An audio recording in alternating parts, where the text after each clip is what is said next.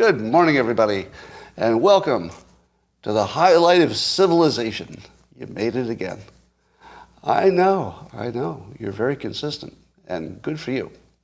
Now, if you'd like to take it up a notch before we have the best live stream you've ever seen in your entire life, what do you need to do that? Well, all you need is a cup or mug or a glass, a tank or chalice, a stein, a canteen, sugar, flask, a vessel of any kind. Fill it with your favorite liquid. I like coffee. And join me now for the unparalleled pleasure, the dopamine hit of the day, the thing that makes everything better. It's called the simultaneous sip, and it happens in this awesome mug, and it happens now. Go. Oh, yeah.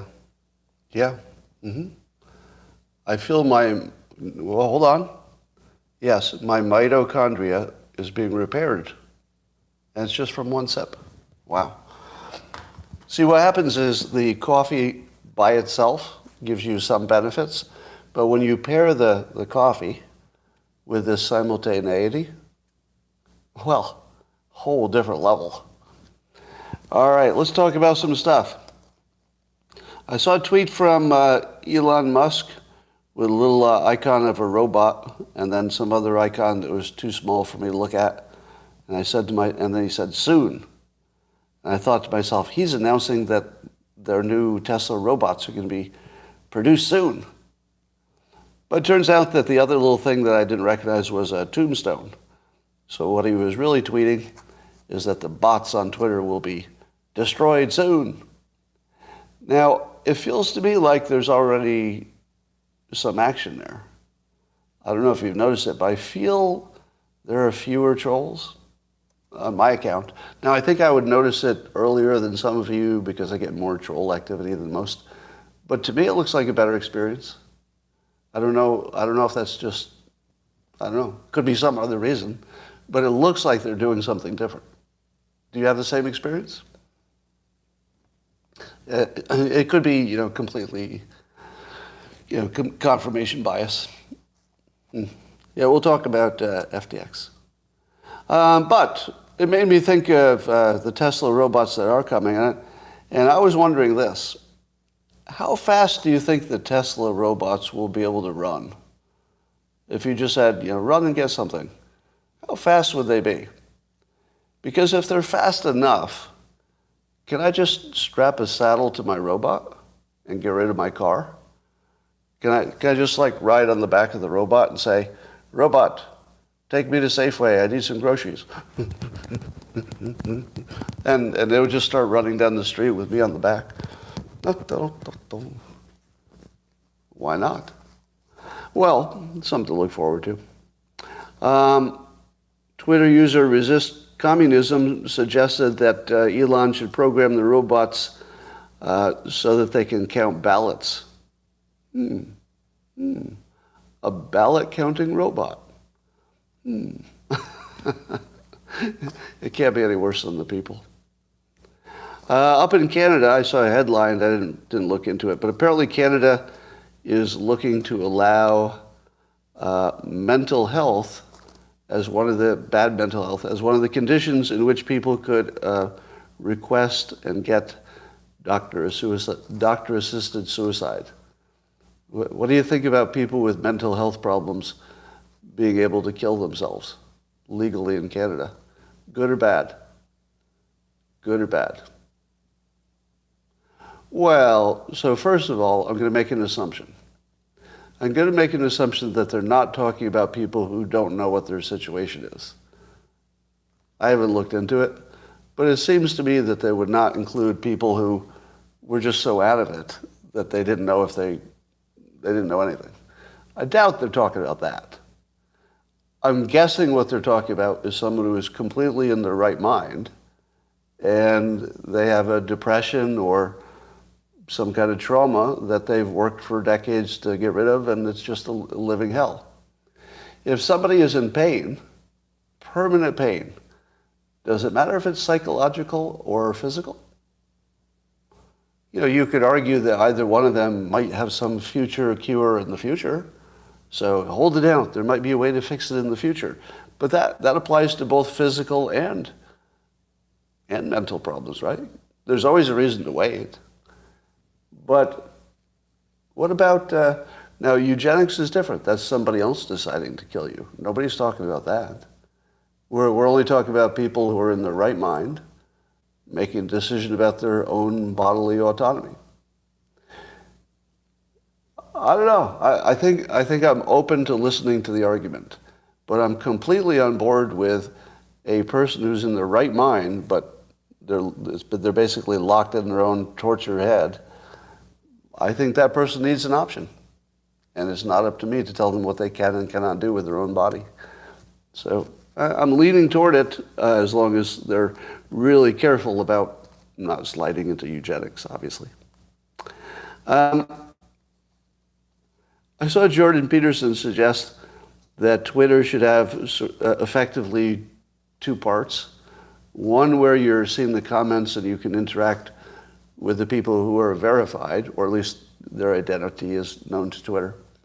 And then a second part of Twitter that you could call like Twitter hell, where it's all the unverified bots and trolls and all the sadists and stuff. And you could go there if you want, or you could avoid them easily. And I thought to myself, well, I'm not sure you could cleanly create those two groups, but suppose you could. If I had the option of only people who have used their real identity being sorted to the top of my comments, that's all I need. I just want the real people to be at the top. And then as I read down the list, I'll get to Twitter hell. It might be 20 comments down, and then I'll just stop reading because I don't want to go to Twitter hell. But I might want to. I might want to just see what they said.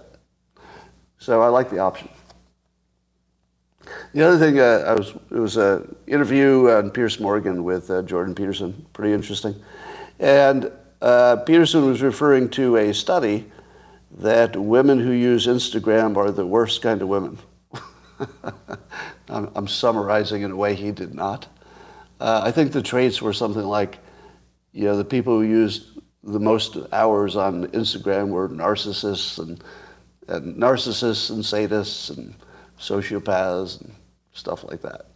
And so the thinking is that the average person on social media, the average person who uses it a lot, right? The more you use it, the more likely it's signaling a personality or a character defect that's pretty deep. So I'm saying the first comment here, shocking. Have you ever noticed how many times Jordan Peterson says something that your first reaction is, my God, that is academically and scientifically interesting and new information. And then you think about it for like a minute and you go, oh, wait, I think we already knew that. Yeah, because it was kind of obvious. Right? But it's nice to know that the science backs up what you think is obvious. And also, Jordan Peterson said he would prefer a DeSantis-like candidate over Trump. He said good things about Trump, but said that Trump raises the temperature too high and is bad for the Republic. What do you think of that?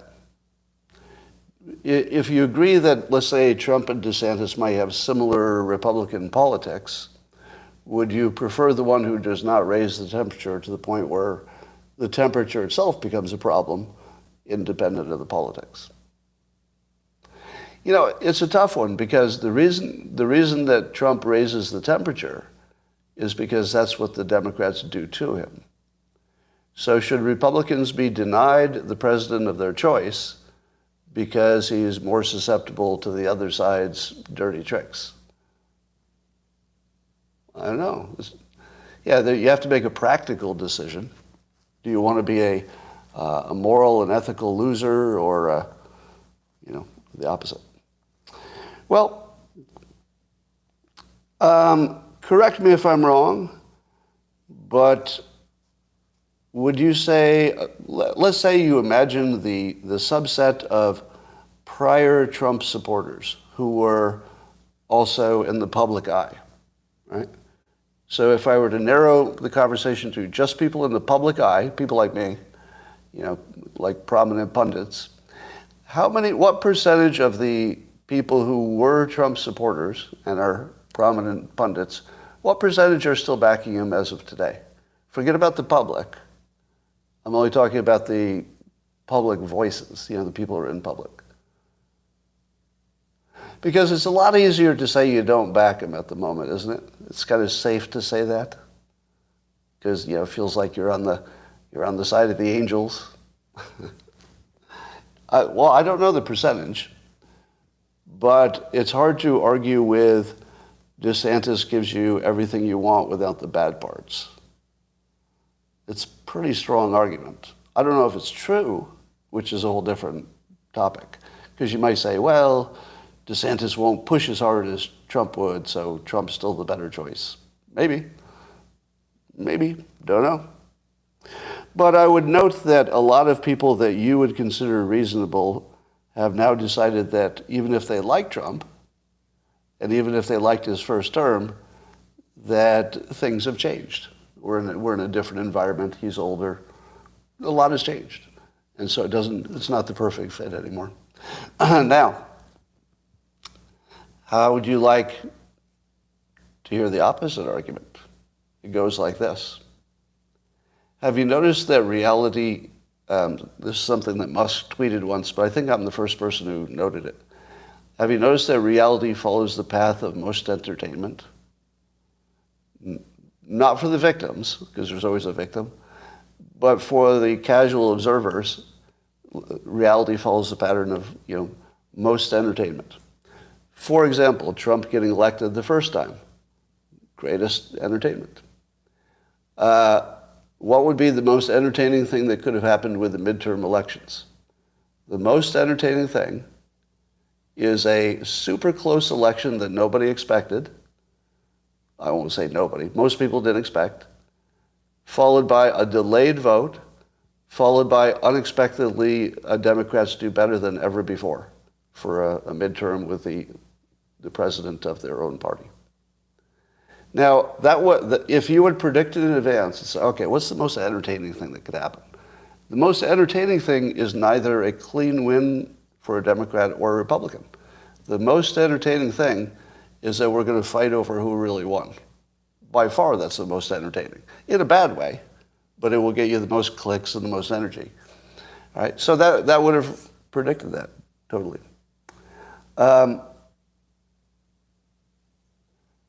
So I had a point I was working toward that I've totally lost. What was I talking about?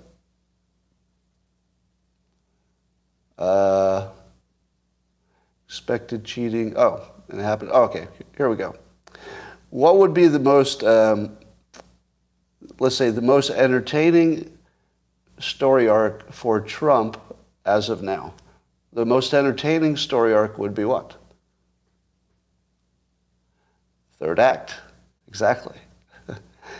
We just hit Trump's third act. Now, he might have more than one third act because he's the comeback, shocker. But at this point, aren't all the smart people saying he's dead? Right? The most entertaining outcome would be a discovery of fraud in the 2022 election that changed the outcome, followed by a landslide victory by Trump for having been completely cleared of his accusations about 2020. Now, let me be very clear. I am not saying that there's any evidence of election fraud.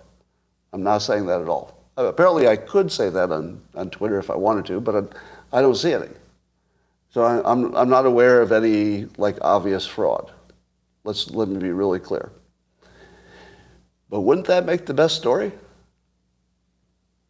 Wouldn't it? I mean, there's no contest. That would be the best movie, right? So here we get to test the best movie filter. The best movie filter is that Trump is down and out and there's no way he can come back from apparently being blamed for the midterms.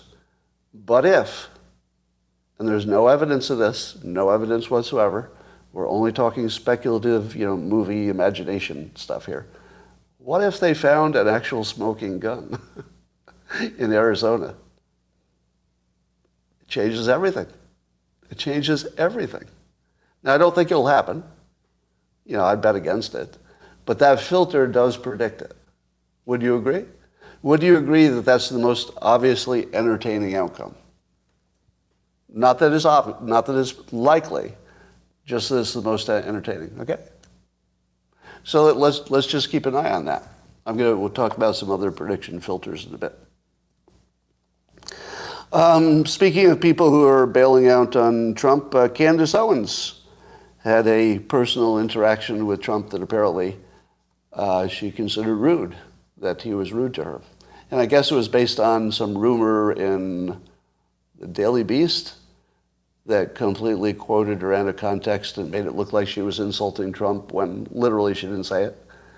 And by the way, if Candace says, and she did, I didn't say those things, and the Daily Beast says you said those things, you don't have to wonder who to believe, do you? Like that one's a slam dunk, right? Yeah. It's definitely Candace. There's no competition. The Daily Beast is the least credible thing you could ever see. So, do you think that Trump could win back Jordan Peterson? It doesn't matter, he's Canadian, but Candace Owens, me? Do you think he could win back his base and even the prominent people who've abandoned him? Yeah, yeah, he could. Totally, he could. All he has to do is be the best option. That's it. He just has to be the best option, and then everybody comes back. There's no mystery to it at all. Could he do that? Totally. Totally he could. He could get me back just by having a reasonable fentanyl plan, because nobody else is going to have one. Do you think anybody else will say anything serious about fentanyl? Nope. Nope. But if Trump does, I'm back. And I'm not just back, I'm back full power. Right? If I come back, I'm going to forgive every other fucked up thing he ever did, because I'm a single issue voter. Right? Now, let me tell you why I'm a single issue voter. It gives me more power. If my vote, or my support were, spread over lots of issues, but if I just pick one thing, I can maybe have enough of a wedge to make something happen. So that's why I'm a single issue voter. You don't have to be. I'm not suggesting that you be one. I'm just saying I'm going to be one. It gives me more influence. All right. You're all following the story of the crypto exchange called FTX that burst on the scene just in 2019. So I'd missed this entire story, until it blew up recently. But I'd never heard of FTX. I didn't know that the creator of it, the founder, was worth some tens of billions of dollars, he claimed, or on paper or something. And he was giving massive amounts of money to Democrats. But here's he was like 30 years old, right? And here's the interesting thing about it. It seems like you always have this. It didn't take long for somebody to find some smart people who know the crypto world, and they had some video podcast where the two smart people are saying, I don't understand this whole FTX thing. Like, there's no way he could be producing as much cash to use outside of the exchange with what the exchange is doing. They're basically people who understood it looked at it and said, this doesn't make sense. This couldn't possibly, the math doesn't work. And sure enough, we don't know the exact story of what was going on, but the math didn't work. It may have been a total fraud. Okay. Do you know how many people have asked me to mention the last name of the founder? The last name of the founder who created an exchange, which some people would say in a crypto kind of a way is sort of like a bank, where you put your money and then you can get it back. It's like a bank. It's an exchange. And then in the end, that bank, if you could call it that, sort of got burned to the ground by, I don't know, fraud or something.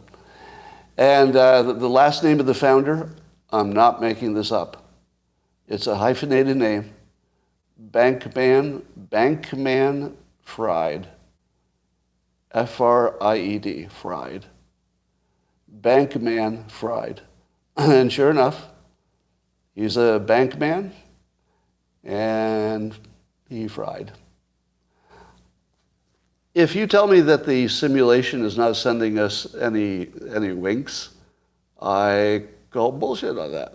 I think there's plenty of winks. Might be coincidences, but it's fun to think of them as winks. So one of the big investors in FTX was BlackRock. BlackRock was one of the investors.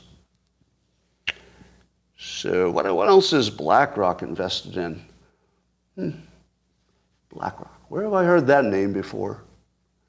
Oh yeah, ESG.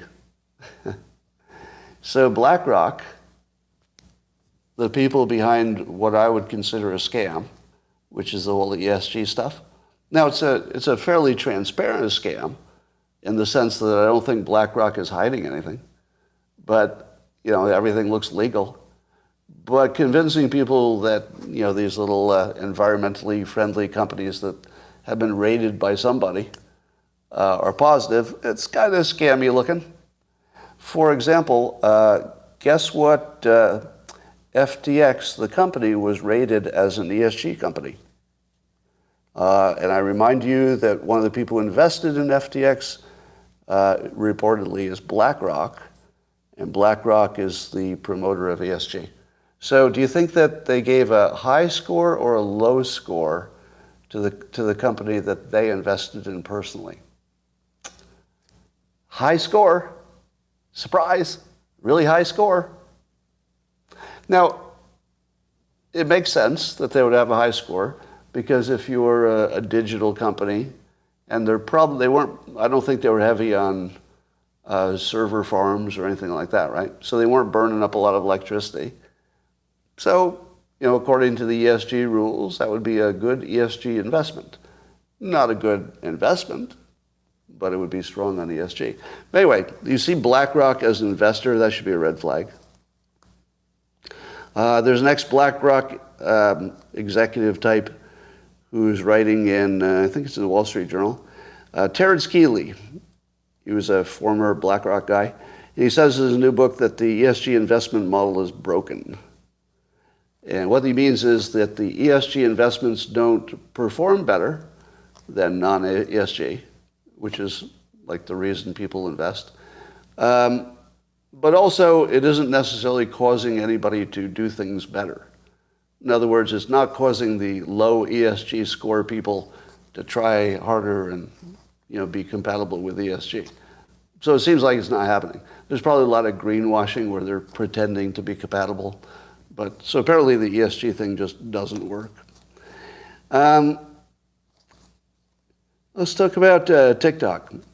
I told you, and I was wrong, so I'm admitting I'm wrong now. If you like that, you came to the right place.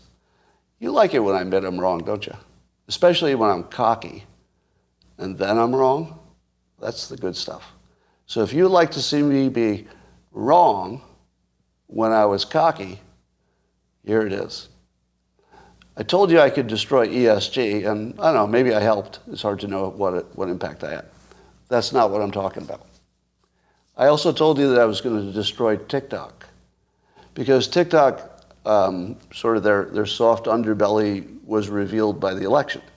Now, I'm not alleging that TikTok changed the election.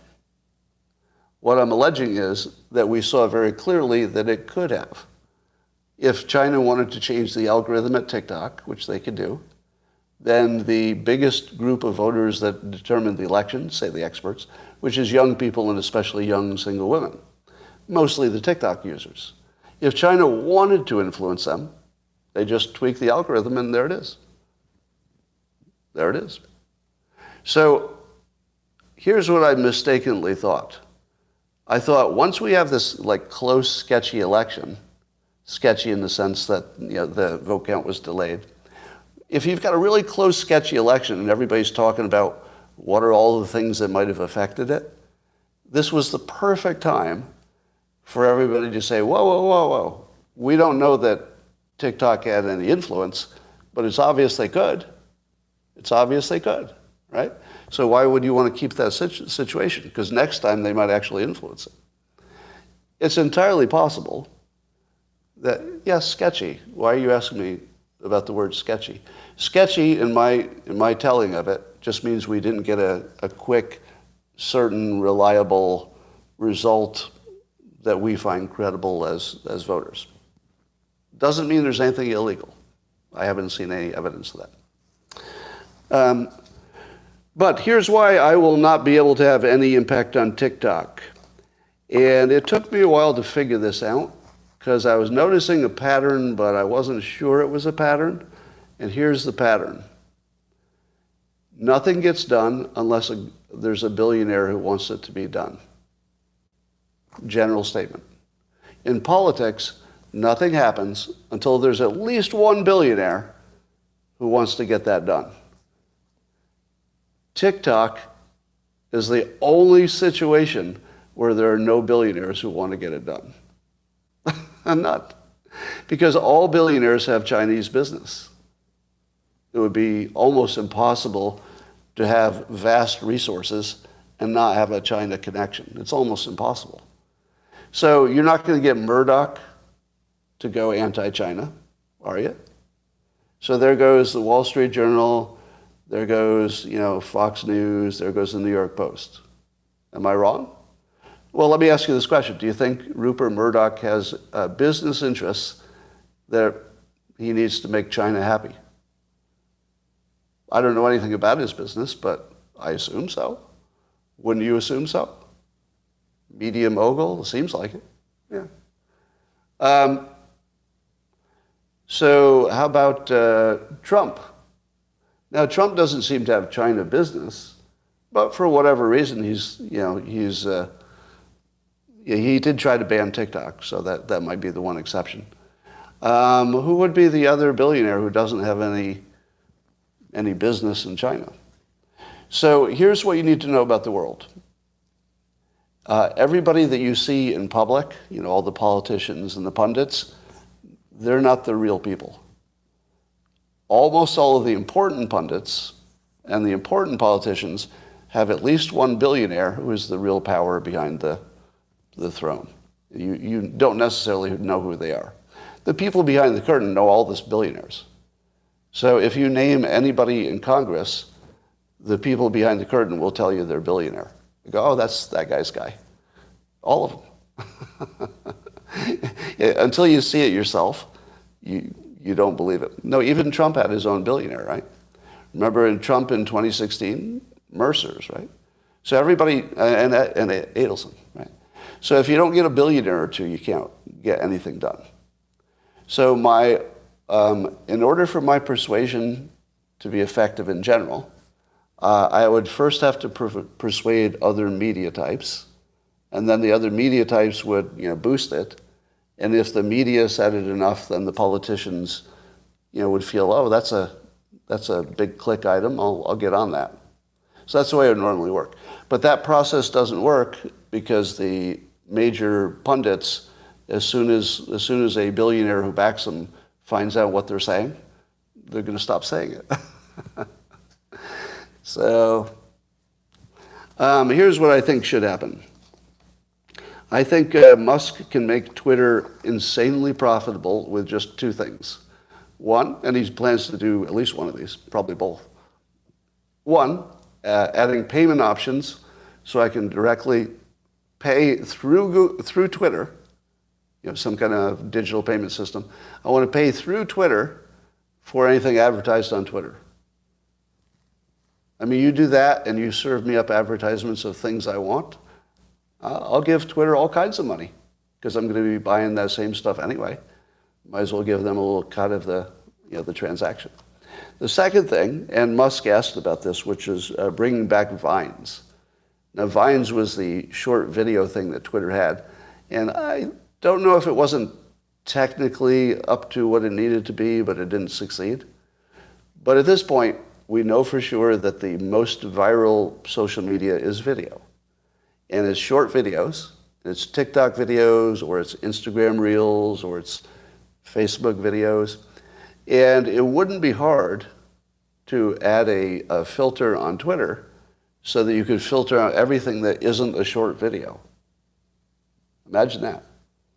Imagine just hitting one button, and suddenly, instead of seeing things that are in your feed, you see all the short videos, and they're ranked by popularity.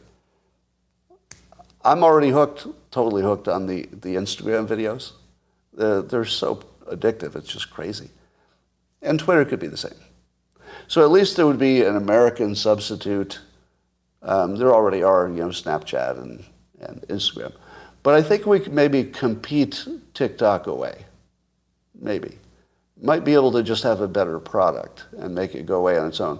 But it would be hard to get kids to think that TikTok wasn't cool anymore. And to get a kid to think that Twitter, which seems like your grandfather's service, it seems like an older male sort of thing. It'd be hard to get teens to go onto that platform. But not impossible if the product is better. So maybe that's what will happen. And, I can't directly convince people that like TikTok not to like it. That's a hard sell. You can get people who are unaligned and don't have an opinion to come down your way. But if somebody loves TikTok, talking them out of it, you can't do it. You can't convince teens not to use it. That's not even a thing. Now, here's the biggest risk with TikTok. And I've taught you about this before. It's how magicians work. If you have a big complaint about, let's say, topic X, and it's a real valid complaint, and you say, my complaint about topic X is this, the best way to make that go away is to have a second complaint about that same topic that gets more attention. But the other complaint isn't actually that important. And that's happening with TikTok. If I tell you TikTok is a risk, what's the top thing you say? It's a risk because, go. TikTok is a risk because, fill in the blank. What is the risk? Well, China, right. But what is China doing specifically? Influence, brainwashing. Interesting. Most of you have been, I think, informed by me to know what the real risk is, so you got most of it right. If you look in the media will say the risk of TikTok is that they have access to data about Americans. Access to data. Is that the big problem? No. The problem is that they would use not just that information, but they would tweak the algorithm to persuade people.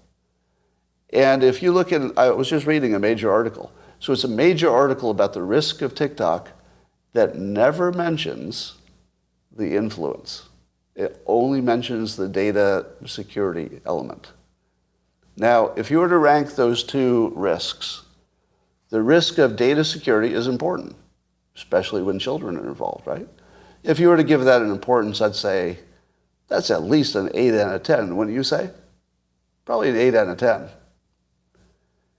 What is the level of risk for the algorithm and using AI to persuade you?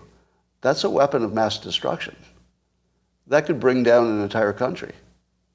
That's not just even a 10, that's a 25. That's comparing a nuclear weapon to a really good tank or an HMAR system. They're not really in the same class. Data security, really important, but it's not in the same class with what the algorithm can do. Those are really different. So every time you see an article about the data security part of TikTok, I don't know what's intentional, but it is taking you away from the real problem. It's taking your mind in the wrong direction to something small, when in fact, it's really big. All right. Let's see. Travis Patton on Twitter asked me if I could kill TikTok from within.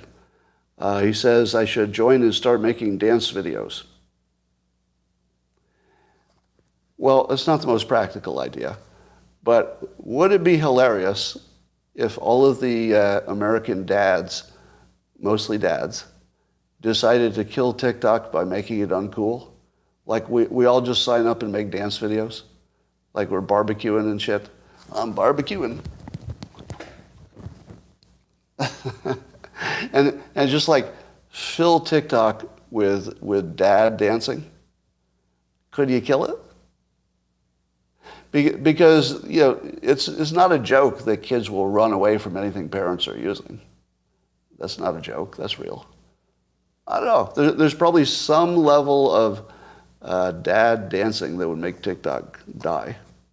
But they would just use the algorithm to make sure you didn't see it, so that won't work. Kyle Becker on Twitter asks this by a tweet. Remember the nuclear secrets that Donald Trump stole and hid at Mar-A-Lago? Whatever happened to those? The Democrats played a very effective persuasion game. So the January 6th thing was the setup. So that was like the canvas. So if they talked enough about January 6th, it looked like Trump was, you know, just a person who would do like any bad thing. But the January 6th thing, the longer it went on, it just felt a little aged. It felt like, you know, yesterday's news. So they needed something new and fresh that would remind you of how bad he was. So suddenly he's got nuclear secrets at Mar-A-Lago, which we'll never hear about again. You'll probably never hear about it again. Unless he runs for office, then you'll hear about it. But do you think that was ever real? I don't. I don't think that was ever real. I think there might be nuclear-related documents. Would you doubt that? I don't doubt that there are nuclear-related things. They might even be marked as confidential or secret or whatever. They might be. But I'll bet they're not important. Bet they're not important. All right, so here's the big question. Should not all of the major media be reporting the following data to us today?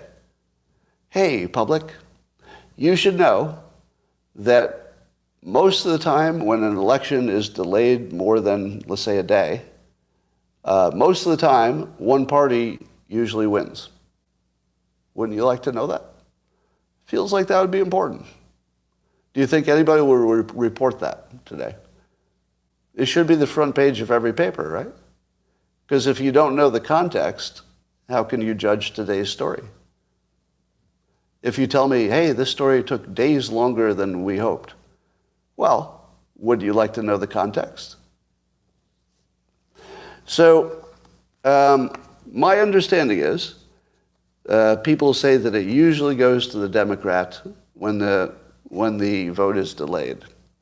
But is that by itself evidence of fraud? Go. Suppose you knew that 8 out of 10 times when an election is delayed, the Democrat ends up winning. Is that evidence of fraud? It is not. Because the Democrats prefer the ballot method, which in some cases is not necessary, but in some cases they like to give a little cushion for counting it. So their system is actually just designed to make sure that they have time to verify all of the ballots coming in. So it would make sense that where Democrats like ballots take longer, and they don't have to take longer. There's a way to get around it. But in some places they might want to have low lines and let you vote up to the last minute. Just a difference in preference. And that would explain everything. It would explain everything. So let me say that as clearly as possible. That one difference, it would explain everything. It would explain why some are late. It would explain why the Democrats usually win, because they have more ballot voting, and that gets counted last. So we're all good, right? All good? No problem? Because the only evidence of alleged fraud is easily explained by the obvious, really. It's quite obvious. Well, here's my spin on it. Suppose you're an engineer. Do we have any engineers here? If you're an engineer, identify yourself in the comments. I just want to see how many we have today. Fuck you, Jenny, in all caps. Stupid cunt. Get the fuck out of here. Oops. Unhide. Oh, there you are. You're already hidden. All right. I see quite a number of engineers.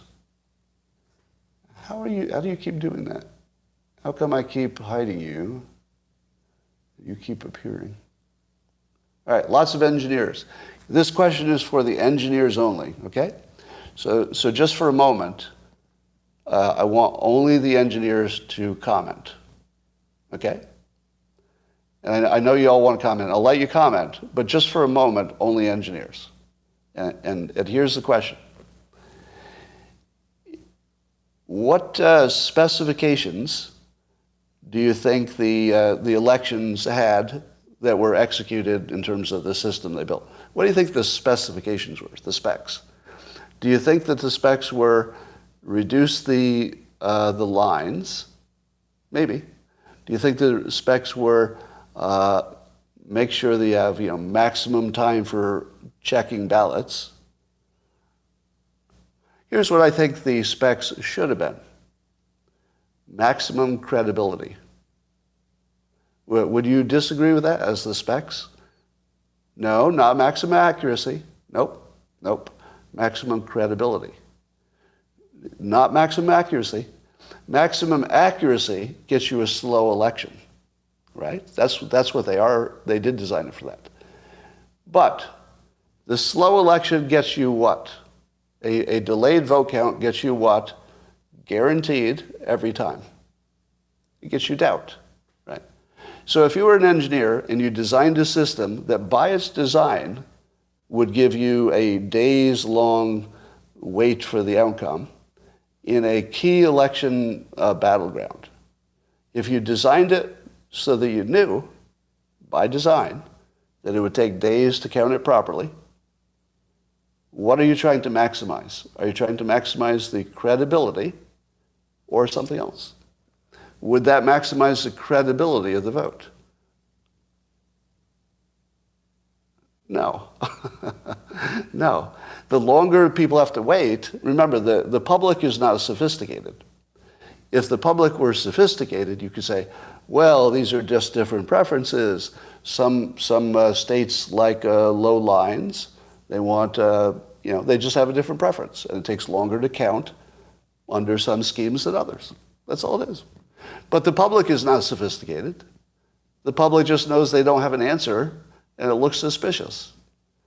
How many of you engineers, this is just for the engineers, how many of you engineers would have totally known that designing a system with a late outcome when other states are not late, how many of you had known it would have reduced the credibility of the result?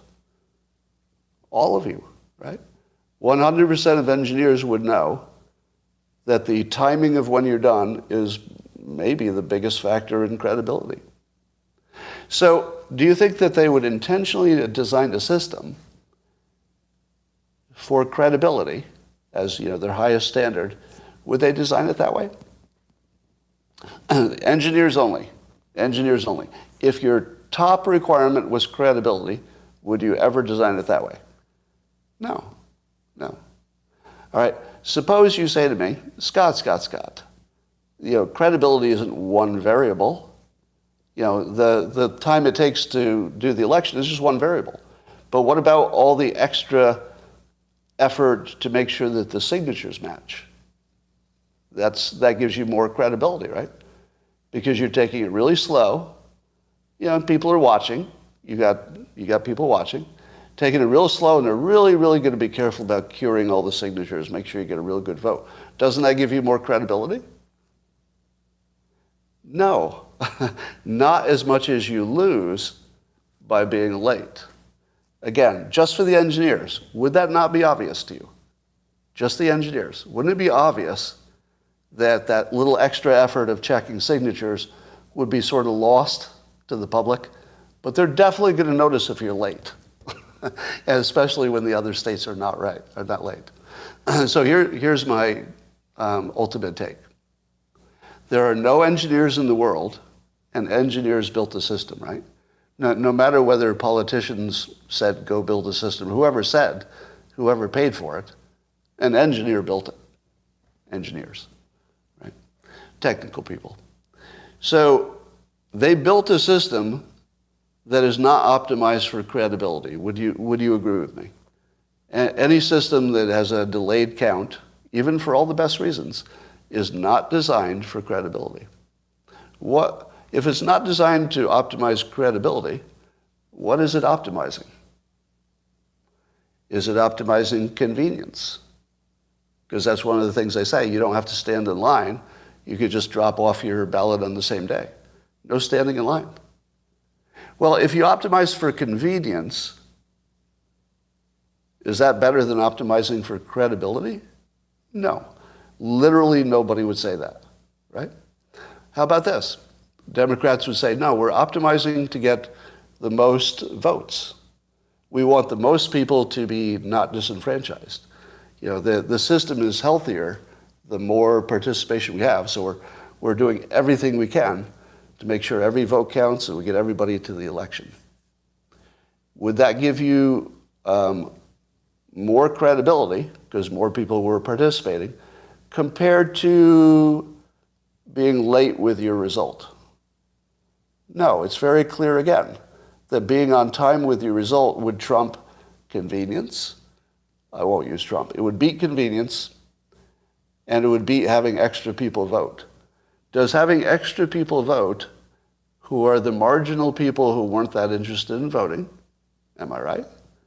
The extra people that, you know, extra work brings into the system are the dumbest ones. They're the least information, the least caring. They add absolutely nothing to the quality of the decision. So do you think Democrats are trying to improve the quality of the decision by bringing in the dumbest people? Obviously no. Obviously no. Nobody would design a system trying to get the best outcome by bringing in extra of the dumbest group of people who are paying the least attention.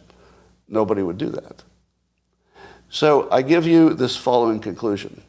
While I cannot say there was any fraud, intended or actual, in this election, I have no data that would suggest it. But I can tell you, no engineer would build this system for any intention other than hiding fraud. It's designed to hide fraud. It's designed that way. And it's a battleground state. And they didn't have to. And everybody who says, but Scott, you don't understand.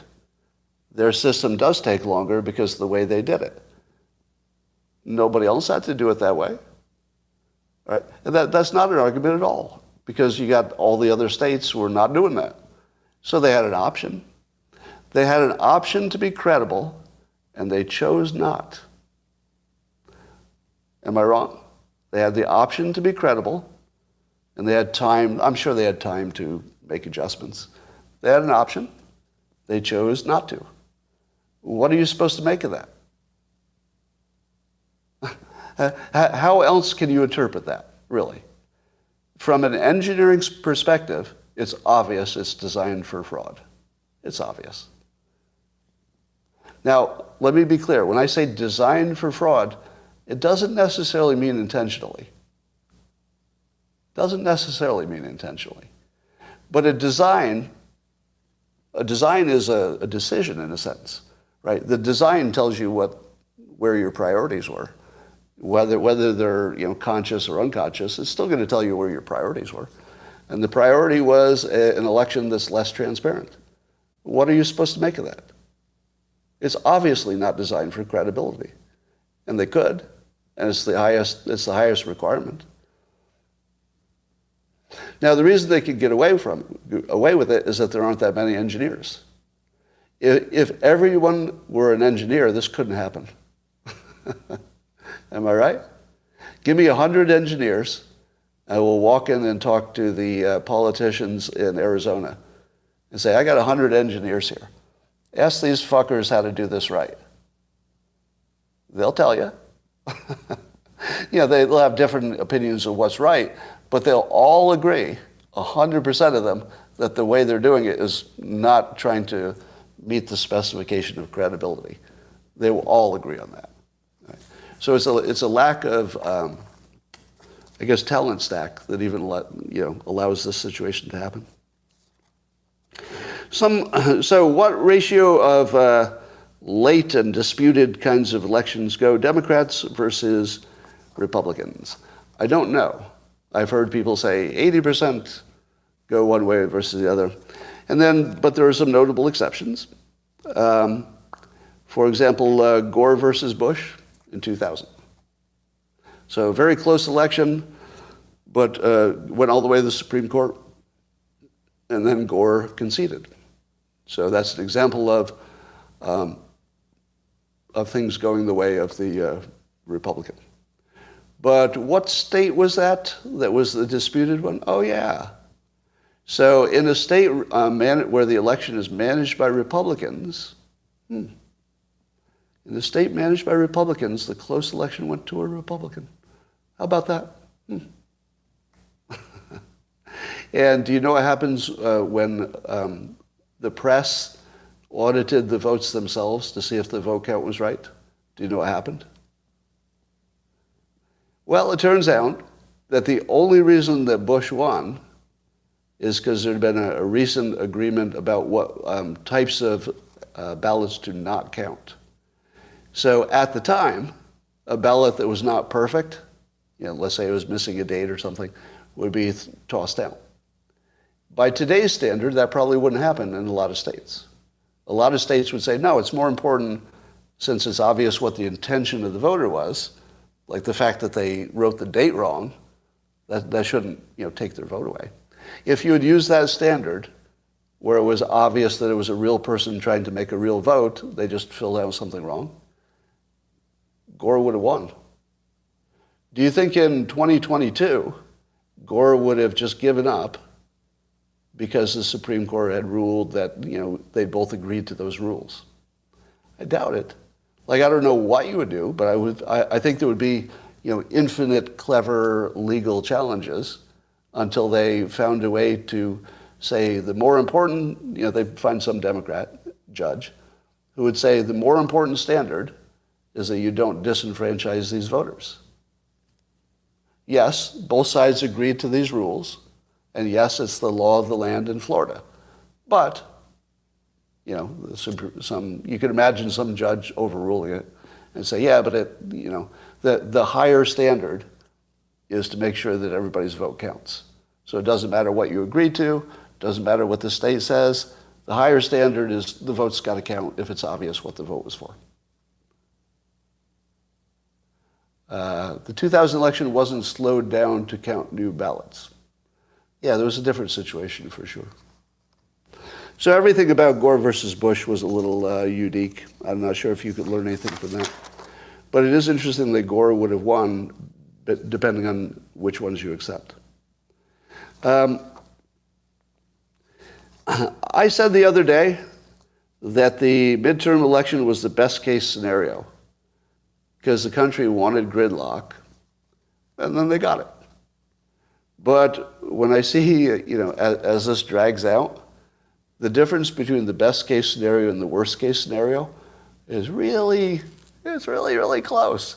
Because the worst case scenario is a close election that looks exactly like it was fraudulent. That's the worst case scenario. And that's what we got. Now, I don't see any fraud, but it fits the pattern. We'll talk about that. So here are all the reasons that people are sort of settling on for why the midterm didn't go the way the Republicans hoped. So there's a whole bunch of filters. One filter is, as we discussed, that reality always takes the most entertaining path. That would have largely predicted where we are. So that filter worked. Now, I'm not saying it works in every case, but it worked in this case. Here's some other filters. That people like to be given things, and they don't like to have things taken from them. And I know what you're going to say before I make this point, so just wait for a moment, and I'll agree with your point before you make it, okay? So you're going to immediately disagree with me, but I'm going to confirm your disagreement in a moment.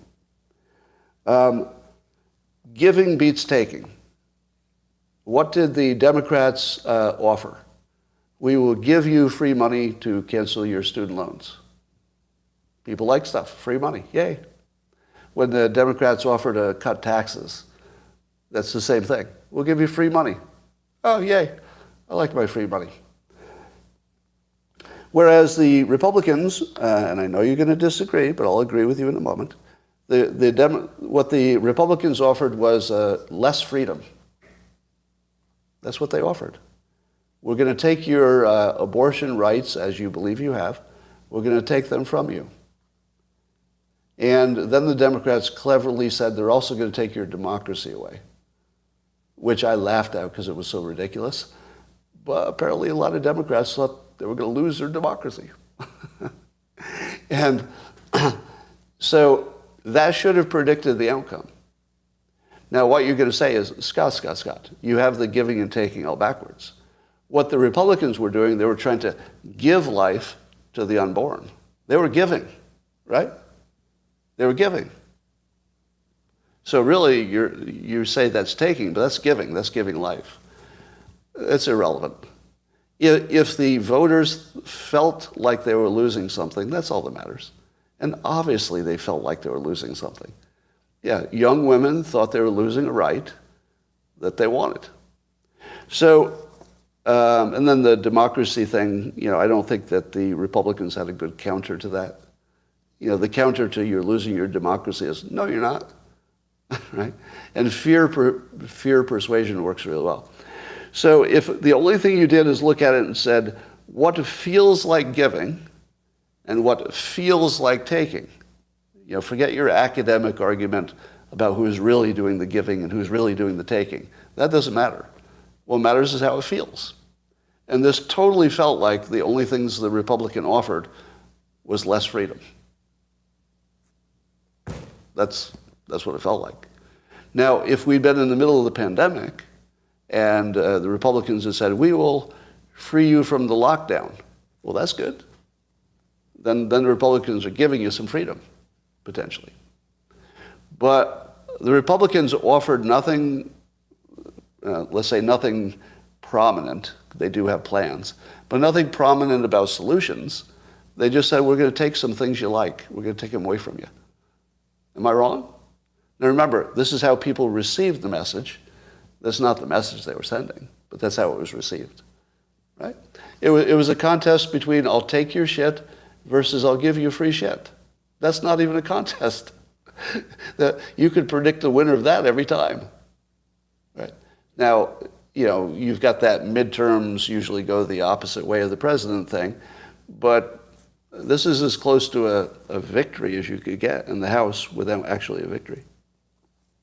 All right, here's another filter that as long as the ballot harvesting is part of the process, Democrats will win every time because they have a built-in advantage. No, not cheating. The built-in advantage is that they have urban areas. So it's easier to collect a bunch of ballots from, let's say, an apartment building than it is to drive down a country road and say, do you have a ballot? Do you have a ballot? So as long as Democrats are concentrated in cities, they should win every election because you can ballot harvest more easily. And so there's a filter. How about that predicted everything, right? That could have predicted literally everything. So that's a filter that would have worked. Here's another filter that would have worked. Follow the money. Follow the money works, right? Blake Masters, and I didn't know this at all, but this is shocking. So Blake Masters lost. If he'd won, it could have changed the direction of the Senate.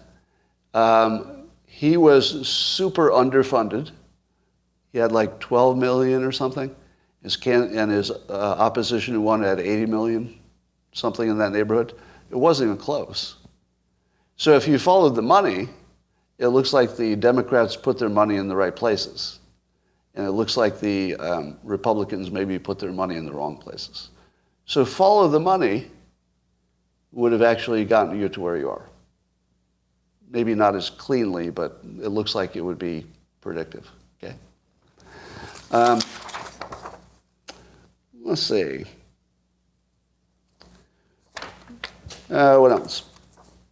And of course, there's the Trump effect. Trump will get blamed because there were Trumpy people running, blah, blah, blah. All right. So I keep tweeting this because I know it makes people crazy. Not people. It makes my critics crazy.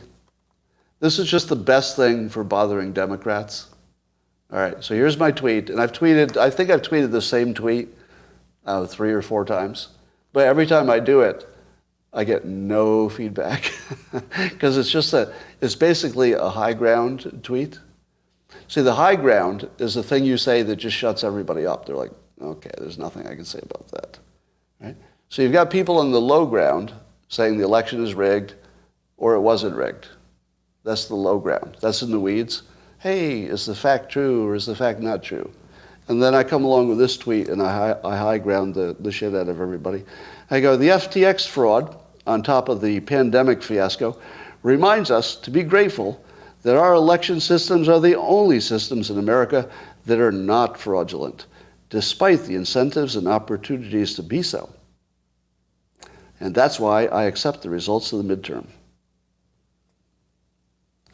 Now, do you think that the critics come in and criticize me for saying that the election system is the only one that worked perfectly? No, they don't. They just shut the fuck up. If you want to just shut somebody down, like at Thanksgiving or Christmas, you do your own version of that tweet, but verbally. Just say, I do accept the outcome. And I'm just grateful that I live in a country where, although every system that we have has been proven to be fraudulent, from our finance to our experts to our medical system to our CDC to our government, isn't it great that all 50 election systems worked perfectly? If you want to see somebody change the subject, that leads to instant change of subject. I am not going to talk to you anymore. I'm going to go eat some turkey. So try that at home. It works. So Robbie Starbucks reports on Twitter. He said that there was a columnist in Nevada who wanted to test the election system. So this columnist got 11 voters to work with him on this little project, and 11 people put his signature on their ballots, right? So very intentionally, they didn't try to forge his signature. They put their own signature on his ballot. And now those ballots were sent in. What percentage of those were caught as the signature does not match? They caught 6. No, 6 were accepted. They caught 5. They caught fewer than they didn't catch. Right? So 6 out of 11 got through with a completely different signature. And again, I'm not talking about somebody trying to match, somebody else's signature. I'm talking about a different name. And 6 out of 11 got through. And now let me ask you this. If you're doing election work, you're paid by the hour, and your job is just to painstakingly verify addresses. And you've looked at 1,000 in a row, and every one of them matched. You're paid by the hour. You can't really get fired. Not really. What are you going to do? Are you going to put as much attention into the next 100,000 that you look at, or are you going to say to yourself, I'm just going to approve all of these because it's exactly the same pay? What would you do? The average person is just going to start approving every fucking thing that comes through because they get paid exactly the same. That would be the most obvious human nature thing to do. Again, if you were an engineer, would you trust people who are paid by the hour would you design a system where they are incentivized to lie? Am I wrong that incentivizes them to lie? Because there's almost no penalty. If somebody says, hey, you missed this one later on, they'll say, oh, damn it, I missed that one. Did you still pay me? Yes, I did. Is it illegal to miss one? No, it's not. It's just a mistake. All right, I'll see you next year. Right? There's no downside. So of course people would just approve them without looking. Of course they would. It's the most easily predictive thing. Incentives work, right? Any kind of incentive you put on the system is going to have some impact. It might not completely change it around, but it's always going to have some impact. So anyway, I accept the election regardless of these small things because it was a test. We don't know if anybody actually tried to do anything like that. All right, how about this filter for predicting? History repeats. A lot of you believe that, right? History repeats. So therefore, when you see something forming, you can say, oh, this is like that other thing. So history would have predicted a red wave, wouldn't it? History would have said, you've got an unpopular president, everything's going wrong, and it's a midterm election with the president of the other team. It should have been a red wave. History is very clear on this. History could not be more clear on this. This is like one of the just guarantees. In fact, the experts were only talking about how big the red wave would be. That was sort of the only decision. How big is it? Didn't happen at all. So history was useless. But how about this? How about fraud? Suppose your filter was fraud. And you say, all right, everything's fraudulent. Just everything's fraudulent. What would that have predicted? This. Exactly what you see. If your filter was everybody is a crook and everything's fraudulent, you would have perfectly predicted exactly where we are. Doesn't mean there's fraud. I'm just saying that if you use it as a predictor, you would have been right. Maybe you're right for the wrong reason, but the filter would have worked. So how about the persuasion filter? Do you think that I could have done a better job of predicting what would happen if I'd used the persuasion filter, which I didn't really? Well, here's what the persuasion filter would have said. You're only talking to your own team, so whoever scares their team the most effectively wins. And that was the Democrats. So the persuasion filter did predict that the Democrats would outperform. What did I predict? I predicted there would not be a red wave, which is the same as Democrats outperform. So the persuasion filter was right again. Again, several of these different kinds of filters for predicting got things right, but not necessarily because the filter was right. You could get a false positive pretty easily. But you should always do a little audit of what worked and what didn't. Here's another filter. Everything that's complicated does not go the way everybody predicts.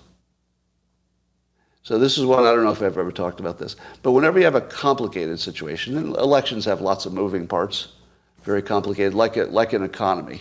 Economy is hard to predict, lots of moving parts. That whenever you've got lots of complexity and moving parts, you could just say that all the experts are going to be wrong without any thinking at all. Just say, what do all the experts say? Oh, all the experts are looking at this big complicated situation and they all say it's going to shift to the right. A really good filter is to say, really? It's a big complicated situation and everybody thinks it's going to go right? Well, I'll predict it goes the opposite. How often would you be right? If all you did is just predict that the experts are wrong, how often would you be right? At least half the time. Yeah, at least half the time. And I'm basing that on the fact that scientific studies, they get peer-reviewed and actually published in the literature, only about half of them are actually reproducible. Right? So all the experts agreeing with something means it's about 50% likely to be true, at best. So if you had done the coin flip, I'll just take the contrarian view, you would have been right. You would have been right. Yeah, a lot of people who took the contrarian view on COVID will tell you that they got everything right. Maybe they did, maybe they didn't. But how about this filter? I've used this a lot of times and it never fails. That whenever you have a situation where there's lots of complexity, so you can't see in all the corners because it's just too confusing. So you got lots of complexity, you got lots of people involved, and you've got a lot to gain by fraud. And you have the opportunity for the fraud. What happens in 100% of the cases where that's the situation? Fraud. Not sometimes, every time. Why wouldn't it? It's a pure incentive system. If you can get away with it, and because it's hidden in the complexity, and there's a huge upside, maybe money, maybe power, maybe both, and lots of people involved, you can guarantee that some of them are going to try something. Not all of them, but some of them are going to try it. So that would predict that our elections are, if they have not been fraudulent in the past, it kind of predicts that they will be. But it doesn't tell you anything about the current one. All right, Mike Pompeo said, he tweeted, he said, conservatives need to make the case that helping Ukraine defeat Putin is in our interest. It will strengthen our national security, deter foe, and lower costs for Americans. What do you think of that? Should conservatives need to make the case that helping Ukraine defeat Putin is in our interest? Let me tell you a little story as a little context, and then we're going to get back to Mike Pompeo. Years ago, my first job in the adult world was a bank teller. And my boss told me a story about when he was a bank teller, years before that. And one of his first jobs was to be a bank teller at the drive-up window. Now, if you remember drive-up windows at banks, I think they still have them. There would be like a glass window, and there's like a little thing where you can, put money back and forth, through the little what would you call it, the little channel there. And so my boss's boss said, all right, there's a good chance that you're going to get robbed. Like, a criminal will drive up and tell you to give all the money. And that criminal might actually have a gun, which would be typical. And so he was trained that the glass window was bulletproof. And they can't get to you. So he was trained to not give the robber the money because you're behind a bulletproof glass. And if the guy has just a gun, what can he do? So sure enough, the guy takes the job, and sure enough, he gets robbed. And a car drives up, and the guy pulls out a gun. But here's the funny part. Do you know that the Dirty Harry gun, was it a 44? What is it? Colt 44? Yeah, do you know what those look like? A 44 Magnum. 44 Magnum, yeah. The 44 Magnum is a handgun that's like as big as a fucking rifle. It's the most dangerous looking weapon you've ever seen in your life, right? And it can blow a hole through an elephant. I don't know if it could do that, but it's really powerful. So this guy drives up to my ex-boss who's in the window, and he pulls out this gun that's like this long and puts it up to the glass. And the guy's looking at this fucking cannon pointed at his face. And he just starts shoveling the money through the channel. Take mine, everything you want. So he just gives them everything he has, right? And so my boss's boss comes to him after the fact and says, "What did you do? What did you do? I told you that's a bulletproof glass. It's bulletproof. Why did you give him the money?" And then my boss said to him, "Define bulletproof." I've been laughing about that for 30 years. Define bulletproof. All All right, so let's get back to Mike Pompeo. Conservatives need to make the case that defeating Putin is in our best interest. Define defeating. Kind of need that, don't you? Define defeating Putin. You mean as in thwarting his desire to control territory in Ukraine? Or do you mean as in he's out of business? Or dead? Or what does that mean?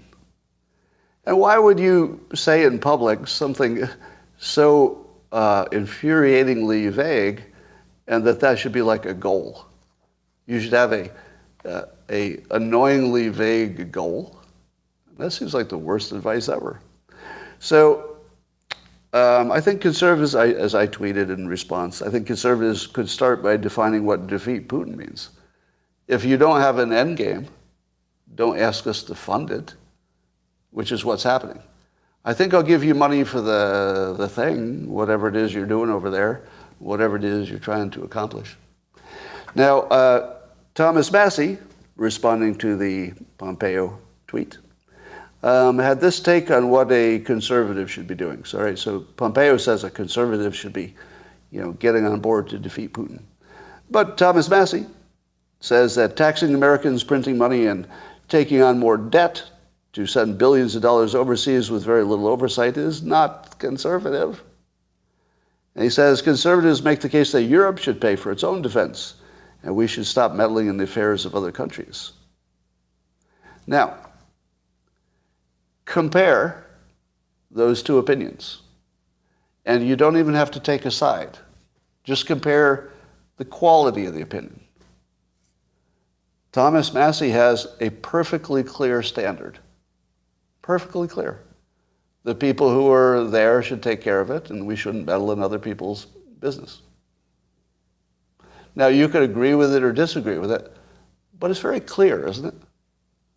You should assume there are some exceptions where we would meddle, but in general, we shouldn't meddle. Now, I'm not saying that the Massey approach is right and that Pompeo is wrong. I'm saying that one of them said something perfectly clear and clean and something you could actually do, whereas Pompeo said something that would be a blank check. It's not even close. If you're trying to look for a leader, look for the one who can tell you what they're thinking and you can understand it. Like, start there. Start with somebody who says something clear and clean and you understand it. That's a pretty good starting place. All right. I have a feeling that Thomas Massey's political future is going to follow a pattern a little bit like Bernie Sanders, but the non-liberal version of that. And here's what I mean by that. Bernie was, crazy clown with his socialism and stuff for decades, right? But eventually the world changed and it became closer to what he'd been saying for years. So he went from crazy to, leadership of the party, or, one of the leading lights of the party. I think Thomas Massey is, different enough from other conservatives that he's going to be sort of living on his little island. His opinions won't match the mainstream for a while. But if we check back in, 15 years, if he's still in politics, I feel like the world will be closer to him than to other people. What would you say? I feel like he's a little ahead of the world. And that's not good or bad, because I'm comparing it to Bernie, who is also ahead of the world, but in a completely opposite way, right? I feel like the world is going to catch up with Thomas Massey. So, and one of Bernie's strengths that a lot of people actually admire, and I would be one of them. I admire that Bernie stuck with, he stuck with his guns. I never agreed with him, but at least he's consistent.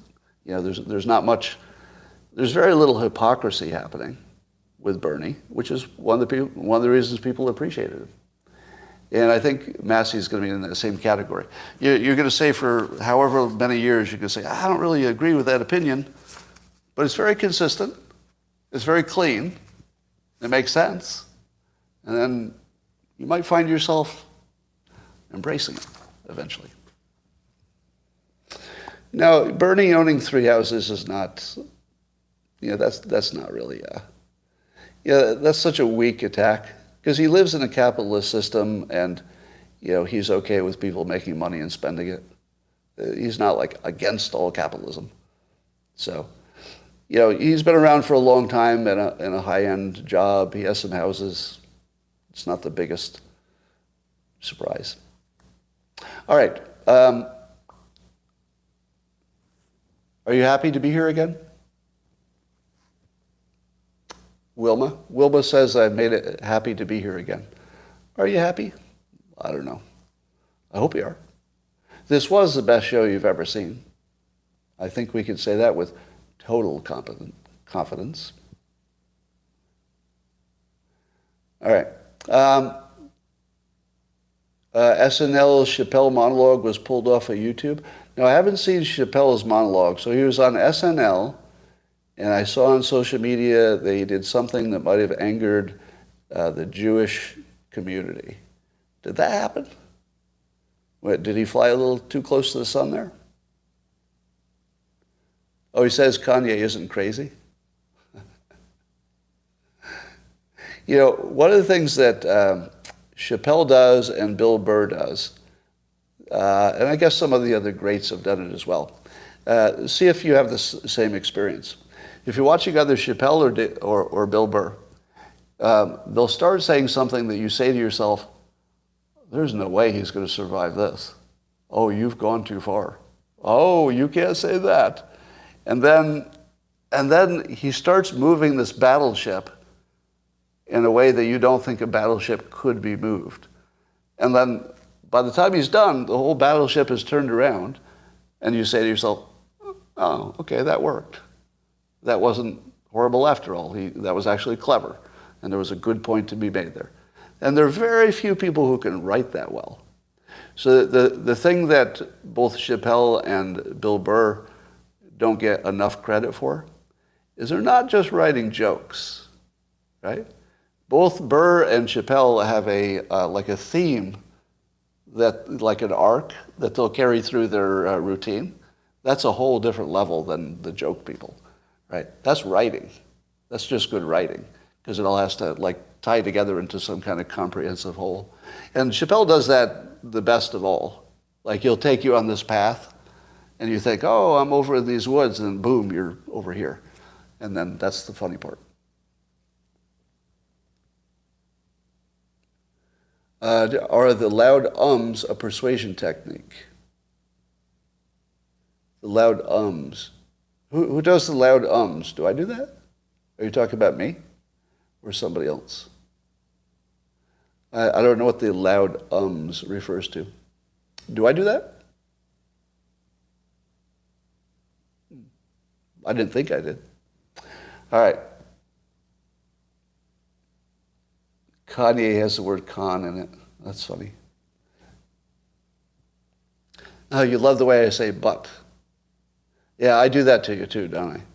I take you down a path and then show you it's the wrong path when I get to the end. But it's fun, isn't it? It's more fun to not know where you're going to end up. A little bit of surprise every time I take you down a path. You like the way I say taint? All right, so this just has to be discussed, even though it's the last thing I want to discuss. Andrew Tate has beaten social media. Am I wrong? I think he went up against it and beat it. He pretty much owns social media by getting banned. I can't get away from his content. His content is everywhere. Are you seeing it, or is it just being served up to me? But not only is his content everywhere, but he's right on the zeitgeist.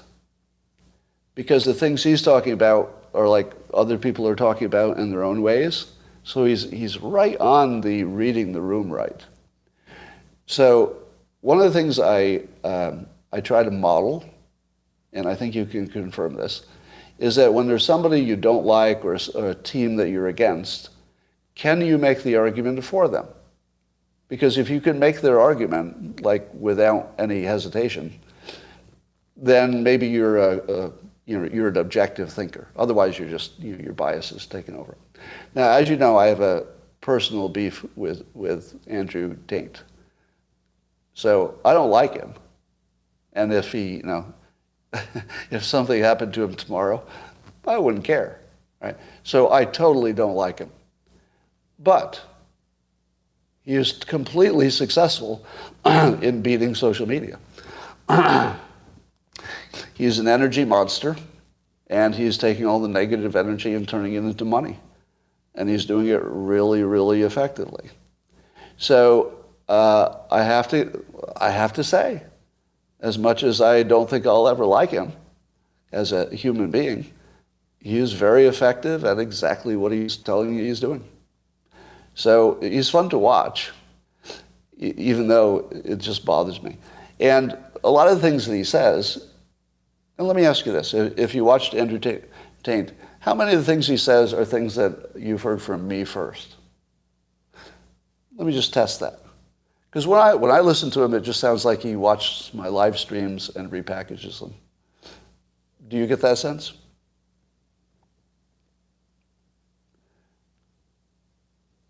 So I'm getting mixed answers. Yeah, some people are saying a lot, and yes, and some people are saying no. But the people who are saying yes are more likely to have probably seen enough of my content to know. Yeah, because I've been talking recently about relationships and marriage and stuff. He's on the same page. Yeah.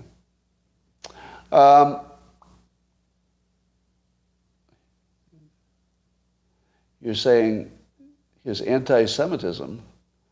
I don't know. I haven't seen any anti-Semitism. Have you? And remember, so I hope I've succeeded in modeling this. So there's a good example, somebody I don't like at all, but I can unambiguously say that he's really good at his job. Fair? Does that buy me any credibility? Because it's hard for me to say. Honestly, it hurts me. but I'd rather be on the level about it than to mislead you. All right. I will do the same thing with Trump, which is he's bugging me at the moment. But if he does, effective things, I'm going to say that's effective. All right. Anything I left out? I believe we've covered everything, and we've gone a little bit long, which is just right. Just right. And for those of you who watched my cooking show, last night I did a live stream from the man cave, which I took into the kitchen. Showed you how to cook in my new air fryer.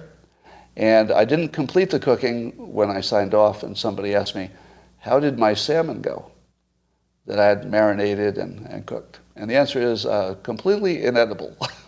I took a few bites and threw it away. I don't know why. I may have undercooked it, or I didn't marinate long enough, or it wasn't a good enough fillet or something. I don't know. It didn't taste good, and it wasn't a good texture, and I just tossed it away. So I didn't eat any protein last night except a protein bar, in case you wondered. All right. But you cannot miss my cooking show. Is there anybody who watched it? Because I want to see if you recommend it. If you watched it, do you recommend it to the people who didn't watch it? I think the video clip got clipped off, the one that I loaded to locals. I think it got clipped off. So I think the kitchen part isn't even there, but it was there yesterday. I checked it, but somebody said it's not there today. All right, that's all for now. This has been the best live stream you've ever seen. And goodbye to YouTube. I'll see you tomorrow. And Spotify too.